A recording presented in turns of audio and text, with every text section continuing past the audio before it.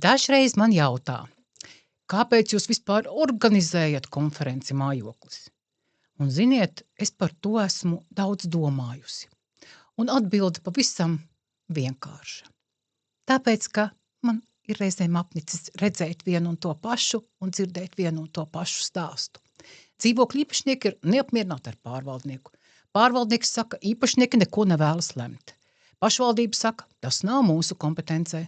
Valsts saka, lēmumu taču jāpieņem pašiem dzīvokļu īpašniekiem.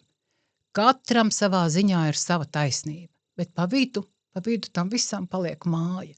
Māja, kurai plaisā fasāde, māja, kurai nav uzkrājumu, māja, kurā gadiem tiek atlikti nepieciešamie remontdarbi. Un dažreiz māja, kurā cilvēki, kas dzīvo viens otram blakus, vairs pat nesarunājas.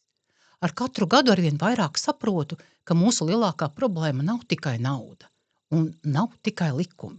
Mūsu lielākā problēma ir tā, ka mēs pārāk reti apsēžamies pie viena galda un mēģinām viens otru saprast.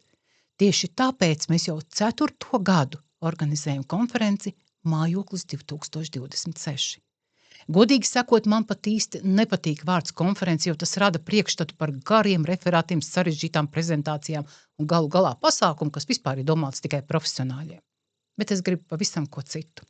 Es gribu, lai tā ir vieta, kur cilvēki satiekas, kur dzīvokļu īpašnieks var aprunāties ar ministrijas pārstāvi, kur pārvaldnieks var sadzirdēt, kas patiesībā satrauc iedzīvotājus, kur pašvaldības, valsts institūcijas, uzņēmēji un eksperti nevis runā katrs no savas tribīnes, bet meklē risinājumus kopā.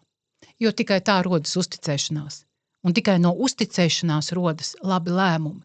Es patiešām ticu, ka mēs varam izveidot labākas mājas, ja mācāmies labāk sarunāties. Varbūt tieši tāpēc šī diena, un šogad tas ir 1. oktobris, ir ļoti vajadzīga. Nevis kārtējai konferencei, bet sarunai, kas var kļūt par sākumu pārmaiņām. Jo māja nav tikai ēka, māja ir cilvēki, kas tajā dzīvo, un mēs nevaram izveidot labākas mājas, ja neiemācāmies sadarboties. Varbūt tieši šobrīd Latvijai to vajag visvairāk. Ja pēc šīs dienas kaut vienā mājā cilvēki sāks vairāk sarunāties un mazāk karot, man būs sajūta, ka šo konferenci bija vērts organizēt. Tiekamies 1. oktobrī. Māja ir demokrātija.